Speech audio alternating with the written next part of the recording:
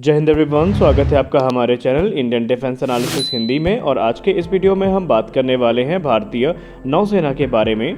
दोस्तों, एक तरफ भारत जहां इस समय डीजल अटैक सबमरीन्स को बनाने में काफ़ी स्ट्रगल कर रहा है और हमने प्रोजेक्ट 75I में जो उतार चढ़ाव हैं उनको देखा है, वहीं दूसरी तरफ भारतीय नौसेना के लिए जो nuclear power ballistic missile submarines हैं, एयरक्राफ्ट कैरियर हैं, डिस्ट्रॉयर्स हैं, फ्रिगेट्स हैं, कॉर्वेट्स हैं, पेट्रोल वेसल्स हैं या फिर दूसरी जो ऑक्सिलरी शिप है, ये काफ़ी रफ्तार के साथ बनाई जा रही हैं और इसमें जो प्रोग्रेस है वो काफ़ी ज़्यादा इम्प्रेसिव देखी गई है।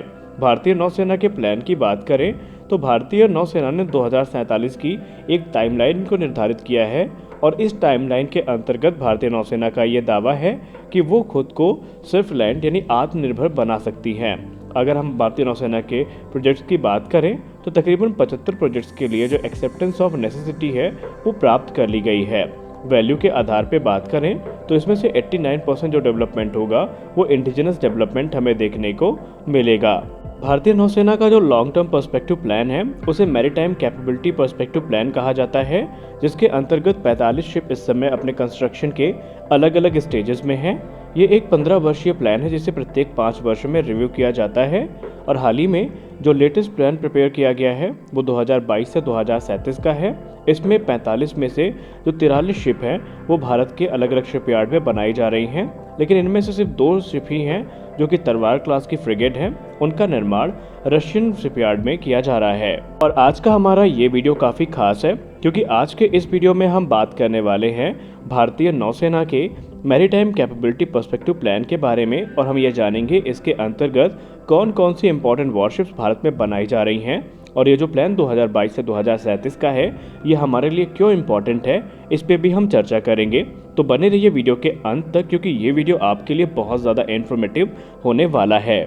वीडियो की शुरुआत करते हैं प्रोजेक्ट 15B, जिसको हम प्रोजेक्ट 15 ब्रावो भी कहते हैं। दोस्तों, प्रोजेक्ट 15 ब्रावो के अंतर्गत भारतीय नौसेना के सबसे पावरफुल डिस्ट्रॉयर्स का निर्माण किया जा रहा है। दरअसल ये गाइडेड मिसाइल डिस्ट्रॉयर्स होने वाले हैं जिनका डिस्प्लेसमेंट 7400 टन का होगा और इनका construction Mazagon dock ship builders limited के द्वारा किया जा रहा है। और इनकी अगर हम लीड वेसल की बात करें तो जो INS विशाखापट्टनम है उसको ऑलरेडी 21 नवंबर 2021 को कमीशन किया जा चुका है। वहीं INS मोर्मुगांव और INS इम्फॉल जो हैं इनको क्रमशः 2016 और 2019 में लॉन्च किया गया था। INS मोर्मुगांव को कमीशन किया जा चुका है और जो INS इम्फाल है इसे बहुत जल्दी 2024 में कमीशन कर दिया जाएगा। और जो अंतिम वेसल होगी इस क्लास की वो होगी INS सूरत, जिसे 2025 तक भारतीय नौसेना में कमीशन कर दिया जाएगा। अगर हम इस प्रोजेक्ट की ओवरऑल कॉस्ट की बात करें तो वो 35,800 करोड़ रुपए की है, या अगर हम दूसरे शब्दों में बात करें तो 4.7 बिलियन डॉलर्स की लागत में जो प्रोजेक्ट 15 ब्रावो है ये पूरा किया जा रहा है।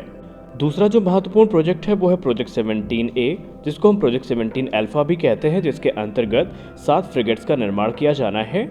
इन्हें हम नीलगिरी क्लास फ्रिगेट्स भी कहते हैं, जिन्हें प्रोजेक्ट 17 अल्फा के अंतर्गत बनाया जा रहा है। ये series of guided missile frigates होंगी जिनका डिस्प्लेसमेंट 6670 टन का होने वाला है और इनका निर्माण क्रमशः Mazagon dock ship builders limited और garden reach ship builders and engineers के द्वारा किया जाएगा। 7 में से 4 वेसल्स का निर्माण MDL करेगी, जबकि 3 वेसल्स का निर्माण कोलकाता स्थित GRSE के द्वारा किया जाएगा। इस प्रोजेक्ट की जो ओवरऑल कॉस्ट है ये 45,000 करोड़ रुपए की है, या अगर हम दूसरे शब्दों में बात करें तो 5.9 बिलियन डॉलर्स की लागत में 7 शिप्स का निर्माण किया जाएगा। 7 में से जो 5 शिप हैं प्रोजेक्ट 17 अल्फा के अंतर्गत, या हम यूँ कह लें जो फ्रिगेट्स हैं, जिसमें INS Nilgiri, INS Udayagiri, INS Taragiri और INS जो हिमगिरी है और INS दूनागिरी है, इनको ऑलरेडी लॉन्च किया गया है, जबकि 2 शिप अंडर कंस्ट्रक्शन है जो कि बहुत जल्दी भारतीय नौसेना को ज्वाइन भी कर लेंगी। आपको बताना चाहेंगे नीलगिरी और जो हिमगिरी है ये अगले वर्ष कमीशन करी जाएंगी, जिनके बाद भारतीय नौसेना की जो ताकत है ये काफ़ी ज़्यादा बढ़ जाएगी। अगला जो महत्वपूर्ण प्रोजेक्ट है वो है तलवार क्लास फ्रिगेट्स का। तलवार क्लास फ्रिगेट्स को हम प्रोजेक्ट 11356 के नाम से जानते हैं, जो कि स्टेल्थ गाइडेड मिसाइल फ्रिगेट्स हैं और इन्हें भारतीय नौसेना के लिए रशिया के द्वारा डिज़ाइन किया गया है। दरअसल तलवार क्लास की जो गाइडेड मिसाइल फ्रिगेट्स हैं ये क्रेविक 3 क्लास की, जिसको हम प्रोजेक्ट 1135 के नाम से जानते हैं, उस क्लास की फ्रिगेट का एक इम्प्रूव वेरिएंट है जो कि भारतीय नौसेना के लिए बनाई गई हैं। क्रेविक 3 की बात करें तो इनका इस्तेमाल रशियन कोस्ट गार्ड के द्वारा किया जाता है, जबकि प्रोजेक्ट 11356 के अंतर्गत जो बनाई गई फ्रिगेट्स हैं ये भारतीय नौसेना के द्वारा इस्तेमाल करी जाएंगी। दरअसल भारतीय नौसेना 6 की संख्या में तलवार क्लास फ्रिगेट्स को ऑपरेट करती है जून 2003 से।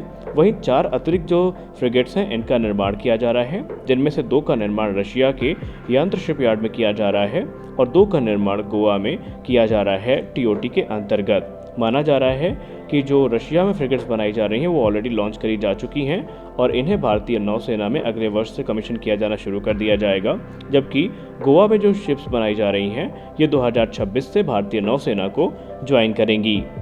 अगला जो बड़ा प्रोजेक्ट है वो है कलवरी क्लास सबमरीन्स का। भारतीय नौसेना को 2 सबमरीन जो कि स्कॉर्पियन क्लास, जिसको हम कलवरी क्लास भी कहते हैं, जिनका निर्माण Mazagon dock ship builders limited के द्वारा किया जा रहा है, ये भारतीय नौसेना की ताकत बढ़ाने के लिए तैयार हैं। 6 में से 4 सबमरीन्स ऑलरेडी भारतीय नौसेना में कमीशन करी जा चुकी हैं, जिनमें से आईएनएस वेला को 25 नवंबर 2021 को कमीशन किया गया था और बाकी की जो 2 सबमरीन्स हैं आईएनएस वागिर और वाकशीर, इनको भी लॉन्च किया गया है। रिपोर्ट्स के हिसाब से आईएनएस वागिर को ऑलरेडी भारतीय नौसेना को हैंडओवर कर दिया गया है। वहीं आईएनएस जो वाकशीर है ये 2024 में भारतीय नौसेना में कमीशन करी जाएगी। इन शिप्स के अलावा भारतीय नौसेना के लिए जो ऑक्सिलरी वेसल्स हैं इनको ऑर्डर भी दिया गया है, जो कि भारतीय नौसेना की ताकत को कई गुना बढ़ाएंगी, क्योंकि हम सब जानते हैं कि जो ऑक्सिलरी वेसल्स हैं ये भी उतनी ही ज़्यादा इंपॉर्टेंट है जितने हमारे लिए दूसरी शिप्स होती हैं। और इसी को ध्यान में रख करके एक जो बड़ा प्रोजेक्ट है उसको इनिशिएट किया गया है, जिसके अंतर्गत भारतीय नौसेना के लिए जो ऑक्सिलरी वेसल्स हैं वो बनाई जा रही है। आइए एक नज़र डाल लेते हैं इन ऑक्सिलरी वेसल्स पे भी। बड़ी वॉरशिप्स के अलावा भारतीय नौसेना का जो ध्यान है वो इस समय anti submarine shallow water crafts को बनाने पर भी है, जो कि सबमरीन्स और माइन को डिटेक्ट कर सके। और रिपोर्ट्स के हिसाब से GRSE और CSL के द्वारा 16 ऐसी वेसल्स का निर्माण किया जा रहा है, जो कि भारतीय नौसेना की ताकत में कई गुना ज़्यादा बढ़ोतरी भी करने वाली है। इसके अलावा इस समय GRSE और लार्सन टुब्रो के बीच में एक कोलैबोरेशन हुआ है, जिसके अंतर्गत 4 की संख्या में जो सर्वे वेसल्स हैं वो भारतीय नौसेना के लिए बनाई जाएंगी। इनमें से 4 में से जो 3 वेसल्स हैं उनको ऑलरेडी लॉन्च किया जा चुका है, जिसमें से रिसेंट लॉन्च हुआ था 26 नवंबर 2022 में। हिंदुस्तान शिपयार्ड लिमिटेड की बात करें तो वो इस समय विशाखापट्टनम में 2 डाइविंग सपोर्ट वेसल्स का निर्माण कर रहा है, जिसका नाम नेस्तर और निपुण होगा। अगर हम डाइविंग सपोर्ट वेसल्स की बात करें तो ये 118.4 मीटर्स लंबी होंगी। वहीं ये अपने वाइडेस्ट पॉइंट पे या ब्रॉडेस्ट पॉइंट पे तकरीबन 22.8 मीटर्स की होंगी और इनका जो डिस्प्लेसमेंट होगा वो 9350 टन का होने वाला है। और इन शिप को जो बेसिकली 22 सितंबर 2022 को लॉन्च किया गया था। और इसके अलावा भारतीय नौसेना ने एक और कॉन्ट्रैक्ट साइन किया है जो कि टीटागढ़ वैगन लिमिटेड के साथ है कोलकाता में, जहां पर 5 की संख्या में जो डाइविंग सपोर्ट क्राफ्ट हैं इनको बनाने की बात कही गई है। और इनके आने के बाद भारतीय नौसेना की जो ताकत है वो काफ़ी ज़्यादा बढ़ जाएगी और भारतीय नौसेना इसी प्लान को लेकर के लगातार आगे बढ़ रही है। तो आज के इस वीडियो में बस इतना ही। हम आशा करते हैं कि हमारी ये वीडियो आपको अच्छी लगी होगी। वीडियो अच्छी लगी तो वीडियो को लाइक करिए, नए हैं तो चैनल को सब्सक्राइब करिए, ताकि आपको इसी प्रकार की जो इंटरेस्टिंग अपडेट्स हैं वो आपको हमारे चैनल पर मिलती रहें। तो मिलते हैं अपने अगले वीडियो में कुछ और इंटरेस्टिंग अपडेट्स के साथ। तब तक के लिए जय हिंद।